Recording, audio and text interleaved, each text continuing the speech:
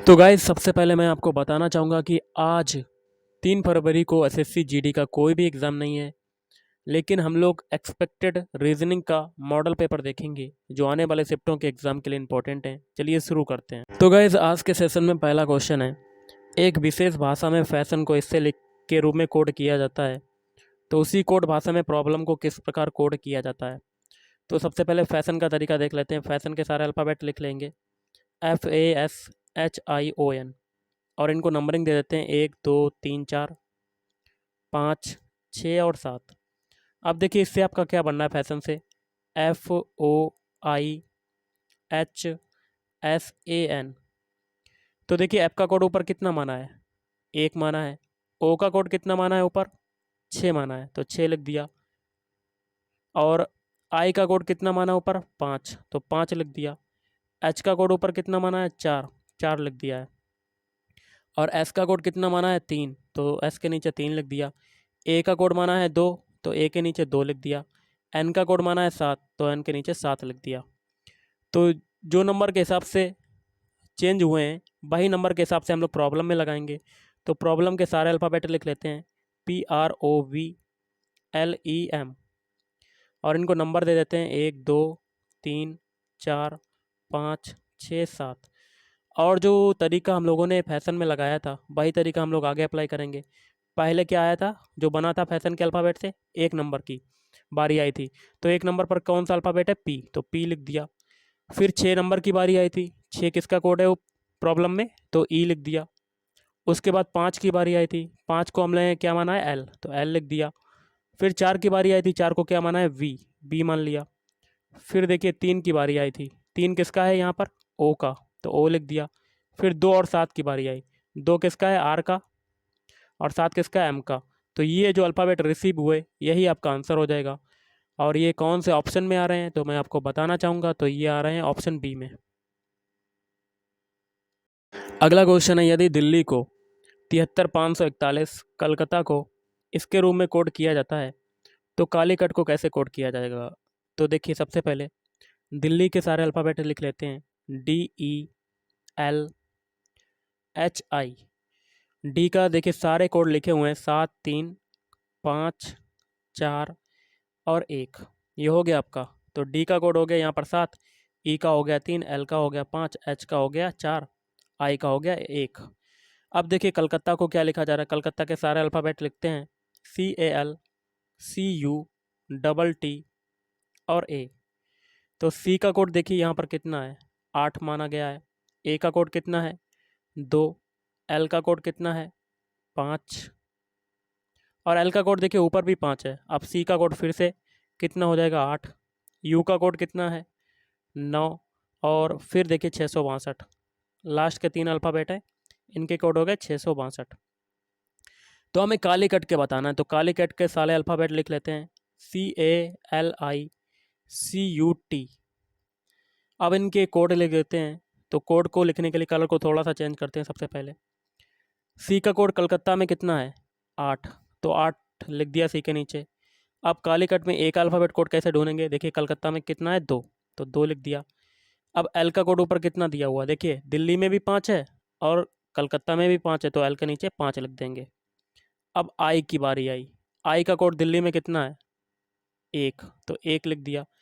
फिर देखिए CUT, कलकत्ता में देखिए CUT का कोड क्या है, 896, तो 896 हम लोगों ने लिख दिया। ओके गाइस, तो ये नंबर जो रिसीव हुआ यही आपका आंसर हो जाएगा। और ये कौन से ऑप्शन में आ रहा है, ऑप्शन सी, 82 51 896। अगला देखिए क्वेश्चन क्या है, निम्नलिखित प्रश्न में 4 संख्याएं दी गई हैं, जिनमें से 3 किसी प्रकार समान है, उस एक का चयन कीजिए जो भिन्न है। भिन्न कौन सा होता है, देखिए 4 ऑप्शन दे दिए जाते हैं, इसमें से 3 जो ऑप्शन होते हैं वो समान हो जाते हैं, और जो एक ऑप्शन बचता है वो अन्य तीनों से क्या हो जाता है, भिन्न हो जाता है, अलग हो जाता है, विषम हो जाता है, असंगत हो जाता है, ये सभी नाम होते हैं। तो इसमें से आपका विषम कौन सा हो जाएगा, 16। 2 जो है वो सिंपल सा नंबर है, 56 भी एक सिंपल सा, और 128 भी सेम है, मतलब तीनों एक ही तरह के नंबर हैं, मतलब साधारण नंबर। लेकिन 16 कुछ खास है, क्योंकि अगर हम लोग 4 का स्क्वायर करते हैं तो 16 मिलता है, मतलब वर्ग है। तो विषम कौन सा हो जाएगा, ऑप्शन बी। अगला क्वेश्चन है, इस प्रश्न में 3 विकल्प एक विशेष रूप में रखे गए वर्णमाला को शामिल करते हैं।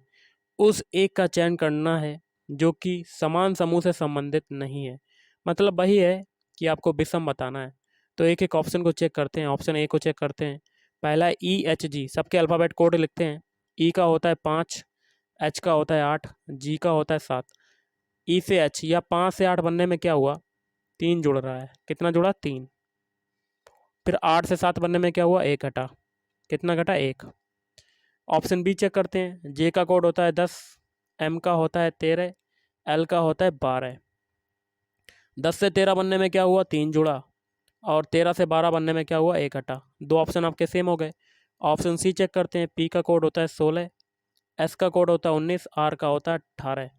16 से 19 बनने में क्या हुआ? 3 जुड़ा। 19 से 18 बनने में 1 घटा। देखिए 3 ऑप्शन आपके सेम हो गए बिल्कुल। अब जो ऑप्शन डी बचा इसको भी चेक कर लेते हैं। यू का कोड होता है 21, वाई का होता है 25, एक्स का होता है 24। तो देखिए 21 से 24 बनने 25 बनने में 4 जुड़ा। और बाकियों में क्या क्या जुड़ा है? 3-3।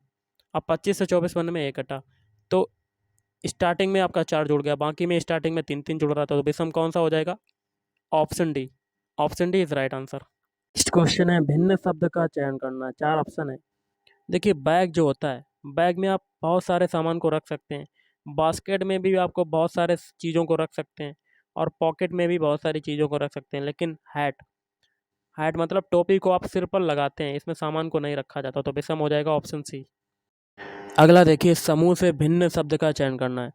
देखिए लखनऊ जो है यूपी की राजधानी हो जाएगी, भोपाल एमपी की, राजस्थान की जयपुर। मतलब ये सभी राज्य मतलब क्या कहते हैं, राज्य की राजधानियाँ हैं।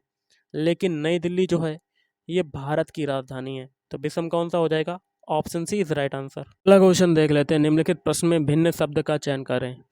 जापान देखिए ये है आपका एशिया महाद्वीप में। भारत जो है ये भी एशिया महाद्वीप में है। श्रीलंका जो है ये भी एशिया महाद्वीप में है। लेकिन न्यूजीलैंड जो है ये एशिया महाद्वीप में नहीं है। तो विषम हो जाएगा आपका, भिन्न हो जाएगा। Option D is right answer.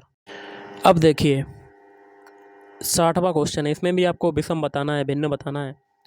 कान जो होती है ज्ञानेंद्रियाँ होती हैं, ज्ञानेंद्रिय होती है, नाक भी होती है, आँख भी होती है। ये तीनों क्या हैं? ज्ञानेंद्रियाँ हैं। और हृदय जो होता है ये शरीर के अंदर होता है, ये आपकी ज्ञानेंद्रिय नहीं है। तो आपका विषम हो जाएगा ऑप्शन डी। अगला है भौतिक शास्त्र। ये भी एक साइंस का सब्जेक्ट है। रसायन शास्त्र ये भी साइंस का सब्जेक्ट है। वनस्पति शास्त्र ये भी साइंस का सब्जेक्ट है। लेकिन भूगोल नहीं है। तो विषम हो जाएगा ऑप्शन सी। देखिए क्वेश्चन है, दिए गए विकल्पों में से लुप्त पद का चयन कीजिए। UOIA और यहाँ पर क्वेश्चन मार्क है। सबसे पहले देखिए स्वर जो होते हैं इंग्लिश में क्या होते हैं? AEIO और U। ए दिया हुआ है, आई भी दिया हुआ है, ओ भी है, यू भी है, लेकिन ई नहीं है। तो आपका यहाँ पर क्वेश्चन मार्क की जगह पर क्या आ जाएगा? E. Option A is right answer. अगला देखिए लुप्त पद का चयन करें। तो सबसे पहले सभी के पहले पहले अल्फ़ाबेट उठा लेते हैं। ए से बनाते हैं सी। ए का कोड होता है 1, सी का होता है 3। तो 1 से 3 बनने में क्या हुआ? 2 जुड़ा। अब सी से बनाते हैं एफ। एफ का होता है 6। 3 से 6 बनने में क्या हुआ? 3 जुड़ा। मतलब पहले 2 जुड़ा फिर 3 जुड़ा। मतलब एक एक संख्या बढ़ती जा रही है। अब कितना जुड़ेगा? 4। तो 6 में 4 जोड़ेंगे तो 10। 10 किसका होता है? जे का। पहला अल्फ़ाबेट हमें क्या मिल गया? जे। और एक चीज़ देखिए ए का यहाँ आगे ए है, ए का विपरीत अल्फ़ाबेट कोड क्या होता है? जेड। सी का होता है एक्स, एफ का होता है यू। मतलब सभी पहला अल्फ़ाबेट जो दिया उसका विपरीत अल्फ़ाबेट कोड दूसरा दिया हुआ है। तो जे का विपरीत अल्फ़ाबेट कोड होता है क्यू। तो आपका आंसर हो जाएगा ऑप्शन सी। अगला है निम्नलिखित अंक श्रृंखला को पूरा कीजिए। तो सबसे पहले 3 से 6 बनाते हैं। 3 से 6 बनने में क्या हुआ? 2 का मल्टीप्लाई। 6 से 18 बनाया, 3 का मल्टीप्लाई। 18 से 72 बनाया, 4 का मल्टीप्लाई। तो पहले 2 का हुआ, फिर 3 का, फिर 4 का। आगे कितना होगा? 5 का। तो 72 में 5 का मल्टीप्लाई कर लेते हैं। 5 दूनी 10, हाथ से लगाए, 5 सत्ते 35, 1 36। तो आपका आंसर हो जाएगा 360। Option D is right answer. अगला है निम्नलिखित श्रृंखला में अशुद्ध संख्या को ज्ञात करना है। तो गलत वाला बताना नंबर आपको। सबसे पहले 7 के लिए देख लेते हैं। अगर हम लोग 2 का क्यूब करें और 1 घटा दें तो हमें क्या मिल जाता है? 7। अब 63 को देख लेते हैं। अब यहाँ पर देख लेते हैं 3 को। 2 के बाद संख्या हम लोग बढ़ाते जाएंगे। 28 को देख लेते हैं।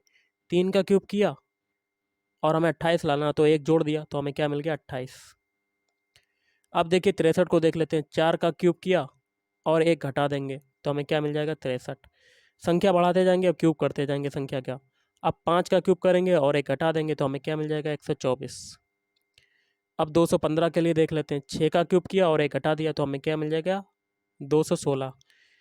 अब 7 का क्यूब करेंगे और 1 घटा देंगे तो हमें क्या मिलेगा 342।